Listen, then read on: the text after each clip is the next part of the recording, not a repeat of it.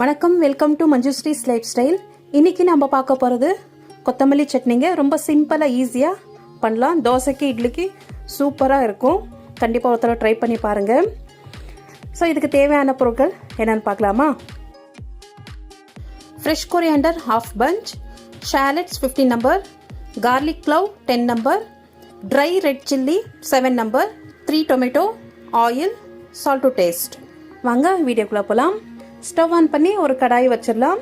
கடாய் heat ஆன உடனே oil add பண்ணலாம். நான் வந்து இங்கே கோகோனட் ஆயில் யூஸ் பண்ணுறேன்.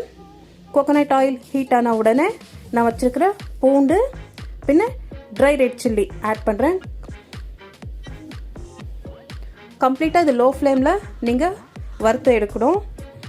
நீங்கள் ஹை ஃப்ளேமில் வச்சிங்கன்னா மிளகா வந்து கருத்துரும், அப்புறமா அது ஒரு மாதிரி ஸ்மெல்லு வரும், நல்லா இருக்காது. கம்ப்ளீட்டாக லோ ஃப்ளேமில் குக் பண்ணுங்கள்.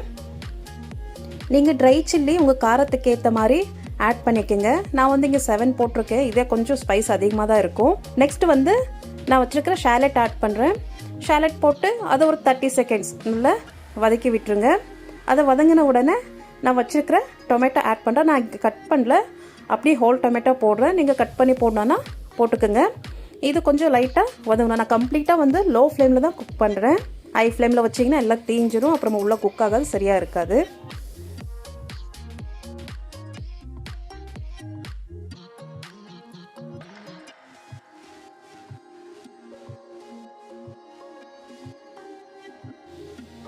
பாருங்கள், தக்காளி வதங்கிருச்சு. நெக்ஸ்ட் வந்து நான் மல்லி ஆட் பண்ணுறேன். எப்போதுமே நீங்கள் கொரியாண்டர் போடும்போது அதை ஸ்டெம்மோடு போடுங்க. அப்போ தான் அதோட டேஸ்ட் நல்லா இருக்கும். அரோமாவும் வந்து ரொம்ப நல்லா இருக்கும். போட்டுட்டு நல்லா ஒரு 3 மினிட்ஸ் கம்ப்ளீட்டாக லோ ஃப்ளேமில் நல்லா வதக்கி விட்டுடலாம். கம்ப்ளீட்டாக நல்லா வதங்கணும்.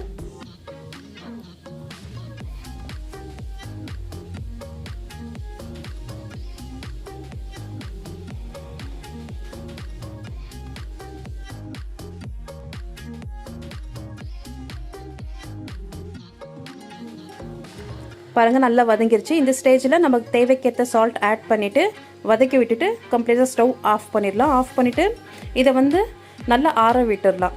ஏன்னா கம்ப்ளீட்டாக ரூம் டெம்பரேச்சர் வர வரைக்கும் ஆற வச்சுட்டு அதுக்கடுத்து மிக்சியில் போட்டு அரைச்சி எடுத்துடலாம். பாருங்கள், நல்லா ஆறிடுச்சு. இப்போ மிக்சி ஜாரில் போட்டு வாட்டர் ஆட் பண்ணாமல் அரைச்சி எடுத்துக்கலாம். உங்களுக்கு தேவையான வாட்டர் ஆட் பண்ணுங்கள். நான் வாட்டர் ஆட் பண்ணல, கொஞ்சம் குறைன்னு அரைச்சி எடுத்துக்கோங்க. நெக்ஸ்ட் இதுக்கு ஒரு தாளிப்பு கொடுத்துடலாம். ஆயில், மஸ்டர்ட், கொஞ்சம் கடலைப்பருப்பு, கருவேப்பிள்ளை, காயம் தூள் ஆட் பண்ணி நீங்கள் ஒரு தாளிப்பு கொடுத்தீங்கன்னா fantastic chutney is ready. So ஒருத்தர் ட்ரை பண்ணி பாருங்கள். ட்ரை பண்ணி பார்த்துட்டு உங்கள் அன்பான ஃபீட்பேக் எனக்கு சொல்லுங்கள். நெக்ஸ்ட் வீடியோவில் சந்திக்கிறேன். மறக்காமல் எங்கள் சேனலை சப்ஸ்கிரைப் பண்ணுங்கள், லைக் பண்ணுங்கள், ஷேர் பண்ணுங்கள். டில் தென் பாய்.